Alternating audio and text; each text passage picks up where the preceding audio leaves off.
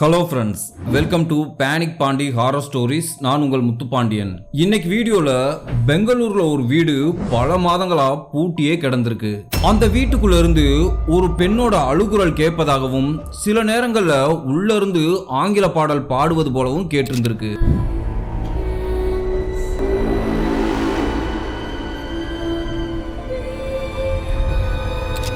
இதனாலே அக்கம் பக்கத்துல குடியிருக்கிறவங்க கூட இரவு நேரத்துல அந்த வீட்டு பக்கம் வர்றதுக்கே பயந்துருக்காங்க.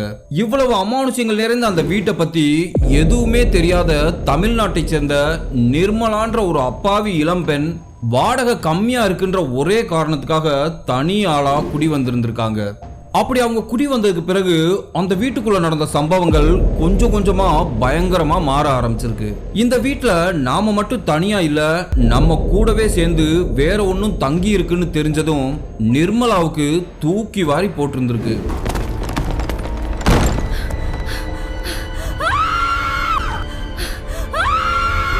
என்ன காரணம்னா, அதே வீட்டுக்குள்ள பல வருடங்களுக்கு முன்னால மர்மமான முறையில இறந்து போன ஒரு பெண்ணோட ஆன்மா தான் இன்னமும் அந்த வீட்டை விட்டு போகாம அந்த வீட்டுக்குள்ளே சுத்திக்கிட்டு இருந்திருக்கு.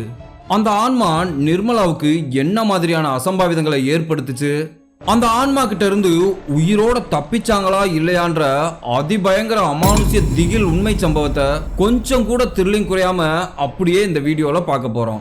இந்த ஸ்டோரியை நான் தனியா உட்காந்து படிக்கும்போது ஆன்மாக்கள் சிலரது வாழ்க்கையில இப்படியெல்லாம் கூட பண்ணுமான்னு எனக்கே கூஸ் பம்ஸா இருந்துச்சு. எனக்கு ஏற்பட்ட அனுபவத்தை உங்களுக்கும் இந்த வீடியோல அப்படியே ஷேர் பண்ணியிருக்கேன். ஸோ ஸ்கிப் பண்ணாம வீடியோவை ஃபுல்லா பாருங்க. இந்த வீடியோவை நீங்க ஃபுல்லா பார்த்து முடிக்கும் போது ஒரு ஹாரர் த்ரில்லிங் எக்ஸ்பீரியன்ஸ் கிடைக்குங்கிறதுல எந்த ஒரு மாற்று கருத்தும் கிடையாது. ஸோ இதயம் பலவீனமானவர்கள், கர்ப்பிணி பெண்கள் யாராவது இந்த வீடியோவை பார்த்துக்கிட்டு இருந்தீங்கன்னா தயவு செய்து ஸ்கிப் பண்ணிட்டு போயிருங்க. ஏன்னா அந்த வீடியோ அந்த அளவுக்கு பயங்கர டெரிஃபையிங்கா இருக்கும். வீடியோக்குள்ள போறதுக்கு முன்னாடி உங்க டைம் 2 செகண்ட் ஸ்பெண்ட் பண்ணி இந்த வீடியோக்கு ஒரு லைக் பண்ணிட்டு இந்த வீடியோ பத்தின கருத்துக்களை மறக்காம கீழே கமெண்ட் பாக்ஸ்ல கமெண்ட் பண்ணுங்க. நியூ வியூவர்ஸ் இப்பதான் நம்ம சேனலை ஃபர்ஸ்ட் டைம் பாக்குறீங்கன்னா நம்ம சேனலை சப்ஸ்கிரைப் பண்ணிக்கிட்டு பக்கத்துல இருக்க அந்த பெல் ஐகானை ஆல் நோட்டிபிகேஷன்ல போட்டுக்கோங்க. அப்பதான் நான் அடுத்தடுத்து போடக்கூடிய அமானுஷ்ய திகில் உண்மை சம்பவங்கள் உங்களுக்கு இன்பாக்ஸ்ல நோட்டிபிகேஷனா வந்துடும். சரி, வாங்க வீடியோக்குள்ள போகலாம்.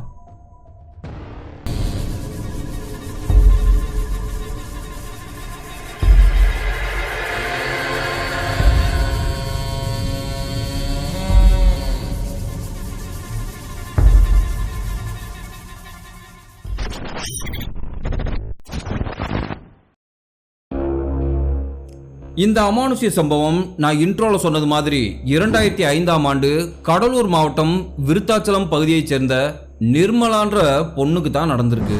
இந்த சம்பவத்தை பெங்களூரை சேர்ந்த ஸ்வேதான்ற நம்ம சப்ஸ்கிரைபர் தான் ஷேர் பண்ணியிருக்காங்க. நிர்மலா அவங்களோட வீட்டுக்கு ஒரே பொண்ணு. நிர்மலாவோட அப்பா ஒரு லாரி டிரைவர். நிர்மலாவுக்கு ஒரு 5 வயது இருக்கும்போது அவர் ஒரு ரோடு ஆக்சிடென்ட்ல இறந்து போயிடுறாரு. நிர்மலாவோட அம்மா கிருஷ்ணவேணி அவரோட அப்பாவோட மறைவுக்கு பிறகு அந்த அதிர்ச்சியில இருந்து மீளாம இருந்தப்ப அவங்க குடும்பத்தோட வறுமை கொஞ்சம் கொஞ்சமா வாட்ட ஆரம்பிச்சிருக்கு. அந்த சூழ்நிலையில தான் நிர்மலாவோட அம்மா அவங்க பகுதியில் இருக்கக்கூடிய ஒரு ஜவுளி கடையில துணி எடுத்து கொடுக்கற வேலைக்கு போயிருந்திருக்காங்க. இவங்க குடியிருந்த வீடு சொந்த வீடா இருந்ததுனால வாடகை பிரச்சனை இல்ல.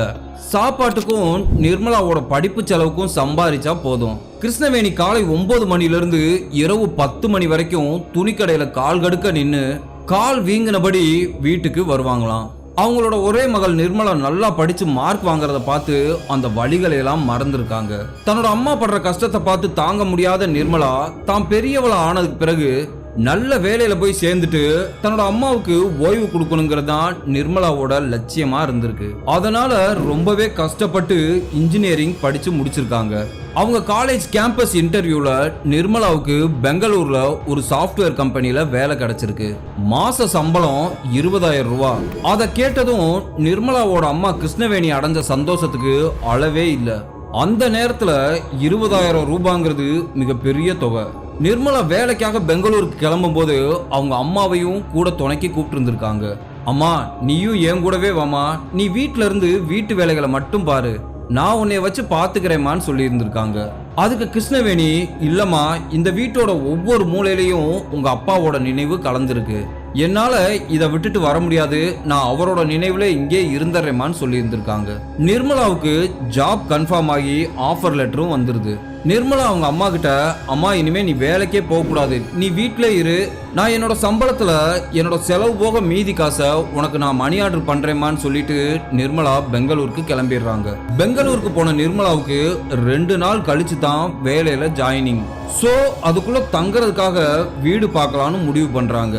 இவங்க ஆபீஸ்ல வேலை செய்யக்கூடிய கொலீக்ஸ் வீட்டு புரோக்கர் ஒருத்தரை அறிமுகப்படுத்தி இருந்திருக்காரு.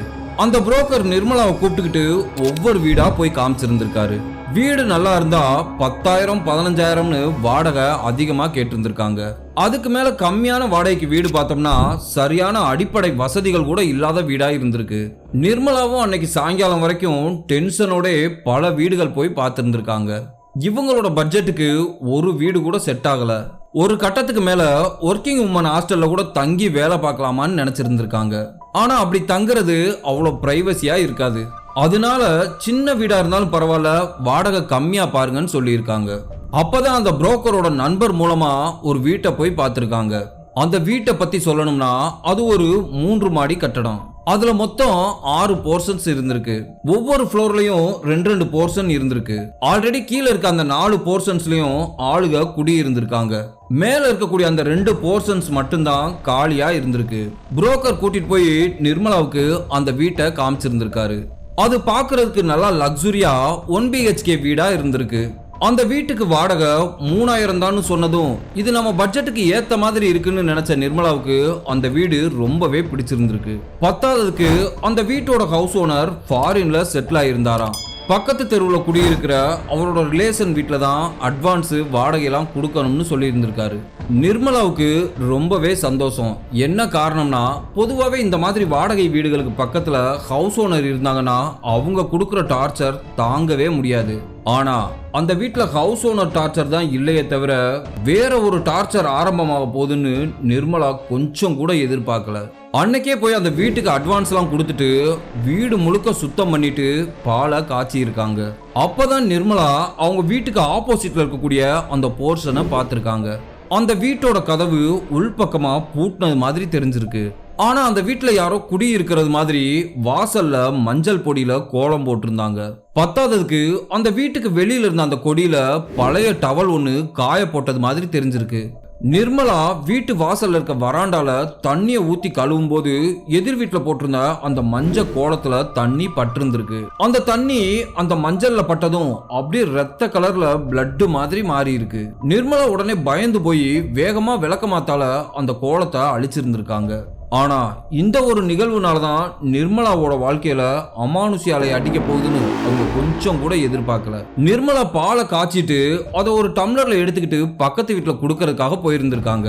முதல்ல எதிர் வீட்டுக்காரங்களுக்கு கொடுக்கலான்னு சொல்லிட்டு அவங்க வீட்டு கதவை தட்டி இருந்திருக்காங்க. ஆனா உள்ள இருந்து எந்த ஒரு சத்தமும் இல்ல. நிர்மலா அப்ப என்ன நினைச்சாங்கன்னா உள்ள ஆளுக தூங்கிக்கிட்டு இருப்பாங்க போல, நாம எதுக்கு டிஸ்டர்ப் பண்ணணும்னு நினைச்சிட்டு கீழ் போர்ஷன்ல குடியிருக்கிறவங்களுக்கு கொடுக்கலாம்னு கீழே போயிருந்திருக்காங்க. இவங்க இருக்கிற பில்டிங்ல இருக்க எல்லா வீடுகளும் பகல் நேரத்திலே உள்பக்கமா லாக் பண்ணப்பட்டிருந்திருக்கு. அப்போ நிர்மலா என்ன நினைச்சாங்கன்னா, என்னடா இது சிட்டி லைஃப், எல்லா நேரத்திலையும் கதவை பூட்டிக்கிட்டு உள்ளே வாழ்றாங்க, 4 மக்க மனுஷர்னு பார்த்து பழகணும்னா வாழ்க்கை நல்லா இருக்கும்ல நினைச்சுக்கிட்டு செகண்ட் ஃப்ளோர்ல இருக்கக்கூடிய ஒரு வீட்டு கதவை தட்டி இருந்திருக்காங்க. அந்த வீட்டுக்குள்ள இருந்து ஒரு வயசான பெண்மணி வெளியே வந்திருக்காங்க. அவங்களுக்கு ஒரு 55 வயசு இருக்கும். அவங்க நிர்மலா கிட்ட கன்னடத்துல யார்மா நீ, உனக்கு என்ன வேணும்னு கேட்டிருந்திருக்காங்க. அவங்க பேசுற அந்த பாஷை நிர்மலாவுக்கு ஒண்ணுமே புரியல. நிர்மலா அவங்க கிட்ட மாடிய கைய காமிச்சு, நான் இங்க புதுசா குடி வந்திருக்கேன், இந்தாங்க பாலுன்னு நீட்டி இருக்காங்க. அதுக்கு அந்த அம்மா நிர்மலாவை ஒரு மாதிரி வித்தியாசமா அதிர்ச்சியா பார்த்திருந்திருக்காங்க. அவங்க கன்னடத்துல எனக்கு பால் வேண்டான்னு சொல்லிட்டு கதவை படார்னு அரைஞ்சு சாத்தி இருக்காங்க. அவங்க அந்த மாதிரி செஞ்சதும் நிர்மலாவுக்கு பயங்கர கோபம். என்னடா இது, அக்கம் பக்கத்துல இருக்கவங்களோட கொஞ்சம் பழக்க வழக்கம் வச்சுக்கலான்னு பார்த்தா இப்படி மூஞ்சில் அடிச்ச மாதிரி நடந்துக்கிறாங்கன்னு சொல்லிட்டு நிர்மலா யாருக்குமே பால் கொடுக்காம நேரா அவங்க பிளாட்டுக்கே போயிடுறாங்க. அன்னைக்கு மதியானம் வெளியே போய் அந்த புது வீட்டுக்கு தேவையான பொருட்கள்லாம் வாங்கிட்டு வந்து வீட்டில் அடுக்கி வச்சிருந்திருக்காங்க. அப்படி வாங்கிட்டு வந்த பொருட்கள் எல்லாம் அதாவது இடத்துல செட் பண்றதுக்கு இரவு 8 மணிக்கு மேல ஆயிருந்திருக்கு. ரொம்பவே டயர்டோட வந்து வீட்டு வாசல்ல நின்று பார்த்திருந்திருக்காங்க. அந்த எதிர் வீட்டோட பூட்டின கதவோட கேப்ல யாரோ இந்த பக்கமும் அந்த பக்கமும் நடக்கிற மாதிரி ஒரு நிழல் வெளிச்சம் தெரிஞ்சிருக்கு. அதை பார்த்த நிர்மலாவுக்கு பயங்கர கியூரியாசிட்டி. எதிர் வீட்டுல யார் குடியிருக்கிறது, நாமளும் காலையில இருந்து ஆணி அடிக்கிறோம், பொருட்களை நகட்டி வைக்கிறோம், ஆனாலும் அவங்க வெளியில வந்து யாருன்னு மருந்துக்கு கூட எட்டி பார்க்க மாட்டாங்களேன்னு ஆச்சரியமா பார்த்திருந்திருக்காங்க. என்னதான் மனுஷங்களோன்னு வாய்க்குள்ளே புலம்பிக்கிட்டு வீட்டுக்குள்ள போய் கதவை பூட்டிக்கிறாங்க. அன்று பகல் முழுவதும் வீடு தேடி அலைஞ்ச டயர்ட்ல போய் படுத்ததுமே அசந்து தூங்கிடுறாங்க. மறுநாள் காலையில எழுந்திருச்சு டிஃபன்லாம் சாப்பிட்டுட்டு ஒரு ஆட்டோ ஒன்றை பிடிச்சு ஆபீஸ்க்கு போயிருக்காங்க. ஒரு 2 நாளைக்கு நிர்மலாவுக்கு கம்பெனில ட்ரைனிங் கொடுத்துருந்துருக்காங்க. நிர்மலாவுக்கு அந்த ஆபீஸ்ல வேலை பார்க்குற எல்லாரையுமே ரொம்பவே பிடிச்சிருந்துச்சு. எல்லாருமே நல்லா ஃப்ரெண்ட்லியா பழகி இருந்திருக்காங்க. அதுல ஒரு பொண்ணு தான் ஸ்வேதா. அவங்க நிர்மலாவோட க்ளோஸ் ஃப்ரெண்டா இருந்திருக்காங்க. நிர்மலா அவங்க கூட வேலை செய்யற கொலிக்ஸான ஸ்வேதா கிட்ட அன்னன்னைக்கு நடக்கக்கூடிய விஷயங்களை ஷேர் பண்ணிடுவாங்களாம். நிர்மலா ஏர்லி மார்னிங் கம்பெனிக்கு போயிட்டு லேட் நைட்ல திரும்பி வந்திருக்காங்க. இதனாலே எதிர் வீட்டுல கீழ் வீட்டுல குடியிருக்கிறவங்களை பத்தி யோசிக்கிறது கூட நேரம் இல்லாம இருந்திருக்கு. அந்த வாரம் ஞாயிற்றுக்கிழமை நிர்மலாவுக்கு வார லீவு விட்டுருந்தாங்க. காலை 10 மணிக்கு மேல எழுந்திருச்சு தான் டீ போட்டு இருந்திருக்காங்க. அந்த டீயில போடுறதுக்காக இஞ்சியை தேடி பார்த்திருக்காங்க. ஐயோ, இஞ்சி வாங்க மறந்துட்டோமேன்னு சொல்லிட்டு சரி இதை சாக்கா வச்சுக்கிட்டு எதிர் வீட்டுக்காரங்கள்ட்ட பேசி அறிமுகமாய்க்கலாம்னு நினைச்சிட்டு நேரா எதிர் வீட்டுக்கு போயிருக்காங்க. அங்க கதவு பூட்டினபடி இருந்திருக்கு. உள்ள கொலுசு சத்தத்தோட யாரோ நடக்கிற மாதிரி தெரிஞ்சிருக்கு. நிர்மலா அந்த கதவுக்கு பக்கத்துல நின்னு அக்கா அக்கான்னு கதவை தட்டி இருந்திருக்காங்க. ஆனா உள்ள இருந்து எந்த ஒரு ரெஸ்பான்ஸும் இல்ல. வெளியில இருந்த காலிங் பெல்ல அமைக்கி பார்த்திருந்திருக்காங்க. ஆனா அதுவும் டிஸ்கனெக்ட் பண்ணப்பட்டிருந்திருக்கு. நிர்மலா அந்த கதவோட கேப்ல பார்த்திருந்திருக்காங்க. கருப்பா நிழல் மாதிரி ஒரு பெண் கிராஸ் ஆகி போன மாதிரி தெரிஞ்சிருக்கு. உண்மையிலே நம்ம கூப்பிடுறது அவங்களுக்கு கேட்கலையா இல்ல காது எதுவும் செவிடா இருக்குமான்னு யோசிச்சுட்டு சரி ஏலக்காயை கூட தட்டி போட்டு டீயை குடிக்கலாம்னு சொல்லிட்டு மறுபடி வீட்டுக்குள்ளே வந்திருக்காங்க. அப்படி டீ எல்லாம் குடிச்சு முடிச்சதுக்கு அப்புறம் சரி இன்னைக்கு சண்டே ஏதாவது நான்வெஜ் எடுக்கலாம்னு பிளான் பண்ணிட்டு மாடியில இருந்து கீழே இறங்கி வந்திருக்காங்க. அந்த ஏரியால இருக்கிற பஜாருக்கு போய் மட்டன் 1/2 கிலோவும் அந்த சமையலுக்கு தேவையான ஜாமான்கள்லாம் வாங்கிட்டு மறுபடி பிளாட்டுக்கு வந்திருக்காங்க. நிர்மலா அந்த மட்டனை அவங்க கிராமத்து ஸ்டைல்ல நல்லா மணக்க சமைச்சிட்டு மதிய சாப்பாடு சாப்பிட்டு முடிச்சிட்டு கொஞ்ச நேரம் ரெஸ்ட் எடுக்கலாம்னு சொல்லி படுக்கையில போய் படுத்திருந்திருக்காங்க. நிர்மலா அசந்து தூங்கிட்டு இருக்கும்போது திடீர்னு அவங்க வீட்டுக்குள்ள ஒரு பர்ஃபியூம் ஸ்மெல்லு கமகமன்னு வீசி இருந்திருக்கு. நிர்மலாவால ஆழ்ந்த தூக்கத்தையும் தாண்டி அந்த ஸ்மெல்ல உணர முடிஞ்சிருக்கு. அந்த நேரத்துல கிச்சனுக்குள்ள இருக்க பாத்திரங்களை யாரோ கடபடன்னு உருட்டுற மாதிரி சத்தம் கேட்டிருக்கு. நிர்மலாவுக்கு தூக்கத்துல அவங்க அம்மா வீட்டுல படுத்திருக்கிற மாதிரி ஒரு நினைப்பு வந்திருக்கு. என்ன காரணம்னா நிர்மலா பகல் நேரத்துல தூங்கிக்கிட்டு இருக்கும்போது அவங்க அம்மா தான் கிச்சன்ல இந்த மாதிரி சமைப்பாங்களாம். சோ தன்னோட அம்மா தான் கிச்சன்ல ஏதோ சமைச்சுக்கிட்டு இருக்காங்கன்ற நினைப்போட தூங்கிக்கிட்டு இருந்திருக்காங்க. பாத்திரத்தை போட்டு உருட்டுற அந்த சத்தம் ரொம்ப நேரமா கேட்டுக்கிட்டே இருந்திருக்கு. படார்னு ஒரு பிளேட்டு கீழே தரையில விழுகும் போதுதான் நிர்மலா முழிச்சு பார்த்திருந்திருக்காங்க. கண்ணு முழிச்ச நிர்மலா சுத்தியும் முத்தியும் பார்த்துட்டு வீட்டு கதவு லாக் பண்ணி தானே இருக்கு. அப்படி இருக்கும்போது கிச்சன்ல எப்படி இந்த மாதிரி சத்தம் வந்துச்சுன்னு யோசிச்சிருக்காங்க. பூனை ஏதாவது மட்டன் வாடையை பிடிச்சிட்டு வீட்டுக்குள்ள வந்திருக்குமான்னு கிச்சன் ஃபுல்லா போய் பார்த்திருக்காங்க. அங்க மட்டன் வச்சிருந்த அந்த பாத்திரம் ஓபன் ஆகி கீழே லைட்டா கொட்டுன மாதிரி தெரிஞ்சிருக்கு. நிர்மலா அந்த பாத்திரத்துக்கு பக்கத்துல ஒரு விஷயத்தை பார்த்து அதிர்ச்சியில உறைஞ்சு போயிருக்காங்க. அந்த மட்டன் கிரேவி இருந்த பாத்திரத்துக்கு பக்கத்துல மரத்தால செஞ்ச ஒரு ஃபோர்க் ஸ்பூன் ஒன்று இருந்திருக்கு.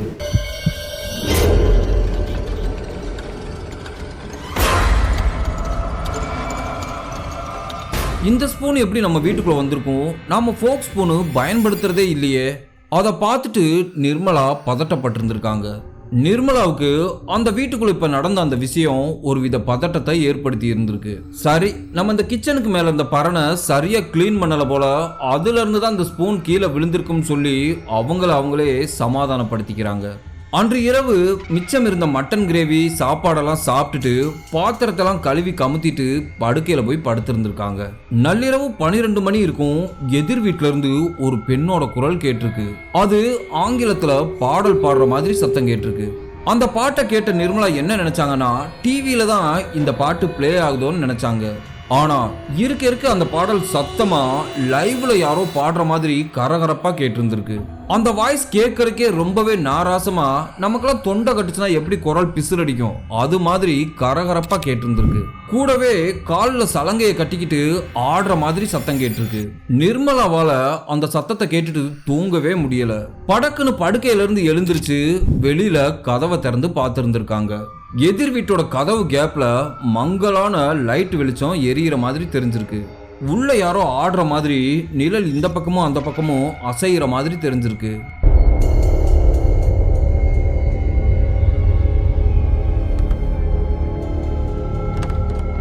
அதை பார்த்த நிர்மலாவுக்கு சரியான கோபம். என்ன ஒரு அறிவில்லாத செயல், யாராச்சும் நைட்டு 12 மணிக்கு மேல போய் இந்த மாதிரி பாட்டு பாடி ஆடுவாங்களான்னு யோசிச்சிருக்காங்க. கதவை பூட்டிட்டு வீட்டுக்குள்ள போய் அந்த சத்தத்தை கேட்க முடியாம காதுல காட்டனை வச்சு படுத்திருந்திருக்காங்க. மறுநாள் காலையில நிர்மலா ஆபீஸ்க்கு கிளம்புறதுக்காக அவங்களோட வீட்டு கதவை பூட்டிக்கிட்டே எதிர் வீட்டை பார்த்திருந்திருக்காங்க. எதிர் வீட்டுல எந்த ஒரு சத்தமும் இல்லாம பயங்கர நிசப்தமா இருந்திருக்கு. அப்போ நிர்மலா என்ன நினைச்சாங்கன்னா, நைட்டு பூரா கூத்தடிக்க வேண்டியது, பகல் ஃபுல்லா தூங்க வேண்டியது, இதே பொழப்பு தான் போல நினைச்சிட்டு கீழே இறங்கி ஆபீஸ்க்கு போயிருக்காங்க. அன்று இரவு நைட்டு 10 மணி அளவுல ஆபீஸ் முடிச்சுட்டு வீட்டுக்கு வந்திருக்காங்க. அப்படி வந்து அவங்க வீட்டை திறந்துட்டு இருக்கும்போது எதிர் வீட்டுக்குள்ள யாரோ டேபிள் சேர்களை நகட்டுற மாதிரி சத்தம் கேட்டிருக்கு. நிர்மலா அதை எதையும் கண்டுக்காம வீட்டில் வந்து சாப்பிட்டுட்டு நல்லா அசந்து தூங்கி இருந்திருக்காங்க. மறுபடி சரியா 12 மணி இருக்கும், எதிர் வீட்டுல இருந்து அந்த இங்கிலீஷ் பாட்டு கேட்டிருக்கு. அந்த பாட்டை கேட்டுட்டு நிர்மலாவுக்கு சரியான கோபம். என்னடா இது, வேலை பார்த்துட்டு வந்து நிம்மதியா தூங்கலான்னு பார்த்தோம்னா இந்த எதிர் வீட்டுக்காரங்க தொல்லை தாங்கவே முடியல. ஹவுஸ் ஓனர் பக்கத்துல இருந்தாங்கன்னா கூட அவங்க கிட்ட சொல்லலாம் இந்த மாதிரி பண்றாங்கன்னு. ஆனா நம்ம யார்கிட்ட போய் சொல்ல முடியும்னு சொல்லிட்டு காதுல காட்டனை வச்சு படுத்திருந்திருக்காங்க. ஆனா அந்த காட்டனையும் தாண்டி அந்த குரல் பயங்கர டிஸ்டர்ப் பண்ணி இருந்திருக்கு. படார்னு படுக்கையில இருந்து எழுந்திருச்சு அந்த பொம்பளைய 2 திட்டிட்டு வரலான்னு சொல்லிட்டு அவங்க வீட்டு கதவை படார்னு திறந்திருக்காங்க. நிர்மலா கதவை திறந்ததும் எதிர் வீட்டுல பாடிக்கிட்டு இருந்த அந்த குரல் ஸ்விட்ச் போட்ட மாதிரி அப்படியே ஆஃப் ஆயிருந்திருக்கு. நிர்மலா என்ன பண்றதுன்னு தெரியாம எதிர் வீட்டையே முறைச்சு பார்த்து நின்றுட்டு இருந்திருக்காங்க. அந்த நேரத்துல அந்த டோட்டல் பில்டிங்கும் அட்டர் சைலன்ஸா இருந்திருக்கு. சரி தூங்கிட்டாங்க போலன்னு சொல்லிட்டு வீட்டு பக்கம் திரும்பும்போது மறுபடி அந்த குரல் சத்தமா பாட ஆரம்பிச்சிருக்கு. நிர்மலா கோபத்தோட போய், ஏங்க யாருங்க வீட்டுக்குள்ள, கதவை திறங்கன்னு தட்டி இருந்திருக்காங்க. நிர்மலா கதவை ஓங்கி தட்டினதும் கிரீச்ன்ற சத்தத்தோட அந்த கதவு மெதுவா திறந்துருந்துருக்கு. அந்த ஸ்மெல்ல மோந்து பார்த்ததுமே நிர்மலாக்கு ஒரு விஷயம் ஞாபகத்துக்கு வந்திருக்கு. அன்னைக்கு ஞாயிற்றுக்கிழமை நம்ம இப்படித்தானே மதியம் படுத்திருக்கும் போது இதே ஸ்மெல்லு தானே வந்துச்சுன்னு யோசிச்சிருக்காங்க. நிர்மலா கதவை திறந்ததும் வேகமா ஒரு உருவம் பெட்ரூம் பக்கம் ஓடுறத பார்த்திருக்காங்க. ஓடுன அந்த உருவத்தை நிர்மலாவால தெளிவாவே பார்க்க முடியல. என்ன காரணம்னா அந்த அறையில லைட் எதுவுமே போடல, ஆனாலும் அந்த அறைக்குள்ள மங்கலான ஒரு ஒளி எரிஞ்சுக்கிட்டு இருந்திருக்கு. நிர்மலா வேகமா உள்ள நுழைஞ்சு அந்த அறையோட லைட்டை போட்டு பார்த்திருக்காங்க. அந்த அறையை பார்த்த நிர்மலாவுக்கு பயங்கர ஷாக்கு. என்ன காரணம்னா அந்த அறைக்குள்ள எந்த ஒரு பொருளுமே இல்லை. அந்த அறையில பல வருடங்களா யாருமே பயன்படுத்தாத மாதிரி தூசியும் ஒட்டடையும் அப்பி இருந்திருக்கு. தரையெல்லாம் அழுக்கு பிடிச்சு பிசுபிசுப்பா இருந்திருக்கு. அதை பார்த்த நிர்மலாவுக்கு ஜிவ்வுன்னு ஒரு மாதிரி பய உணர்வு ஏற்பட்டு இருந்திருக்கு. நிர்மலா பயத்தோட, என்னங்க உள்ள யாரு, நான் எதிர் வீட்டில் குடியிருக்கிற பொண்ணு தான் வந்திருக்கேன், நீங்க யாரு அப்படின்னு கேட்டுக்கிட்டே அந்த அறையோட பெட்ரூம்குள்ள நுழைஞ்சிருக்காங்க. உள்ள இருந்து யாரோ பிரிட்டிஷ் இங்கிலீஷ்ல கத்திக்கிட்டே சில பொருட்களை நிர்மலா மேல தூக்கி எறிஞ்சிருக்காங்க.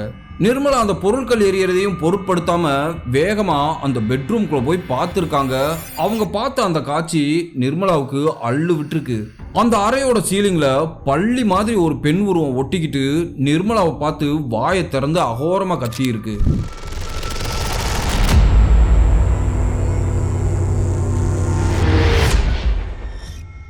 அதை பார்க்கறதுக்கு பழங்காலத்துல உபயோகப்படுத்தின வெள்ளை கலர் கவுன் ஒன்ன போட்டுக்கிட்டு தலைமுடியெல்லாம் விரிச்சு போட்டது மாதிரி முகத்தோட தோள்கள்லாம் சுருங்கி போய் கண்ணுல கருவிலியே இல்லாம இருந்திருக்கு.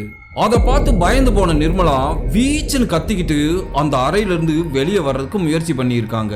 அந்த ஆன்மா சீலிங்ல இருந்து மலிச்சுன்னு கீழே தவ்வி நிர்மலாவை விரட்டிக்கிட்டே பின்னாடியே வந்திருக்கு. நிர்மலா வேகமா அவங்க அறைக்குள்ள போய் கதவை சாத்திக்கிறாங்க. நிர்மலாவுக்கு பதட்டத்துல என்ன பண்றதுனே தெரியல. முகமெல்லாம் குப்புன்னு வேர்த்திருக்கு. வேகமா அவங்க பூஜை அறைக்குள்ள போய் கந்தசஷ்டி கவசத்தை எடுத்து கந்தசஷ்டி கவசம் படிக்க ஆரம்பிச்சிருக்காங்க. சாமி அறையில இருந்த விபூதியை எடுத்துட்டு வந்து கதவுக்கு முன்னால கோடு மாதிரி போட்டு விட்டு இருந்திருக்காங்க. அந்த ஆன்மா கதவுக்கு பின்னாடி நின்று open the door, open the டோர்னு கதவை ஆக்ரோஷமா தட்டி இருக்கு. நிர்மலா கைகால்கள் நடுங்கியபடி பதட்டத்தோட விடாம கந்தசஷ்டி கவசத்தை உச்சரிச்சுக்கிட்டே இருந்திருக்காங்க. அந்த ஆன்மா நிர்மலாவை வெளியே வான்னு ஆக்ரோஷமா கத்தி கூப்பிட்டுக்கிட்டு தரையிலே கடகடன்னு உருண்டு இருந்திருக்கு. நிர்மலா கந்தசஷ்டி கவசத்தை விடாம படிச்சுக்கிட்டு இருக்கும்போது எதிர் வீட்டு கதவு படார்னு அடிச்சு சாத்துன மாதிரி சத்தம் கேட்டிருக்கு. அவங்க பயத்துல விடிய தூங்காம முழிச்சே உட்கார்ந்து இருந்திருக்காங்க.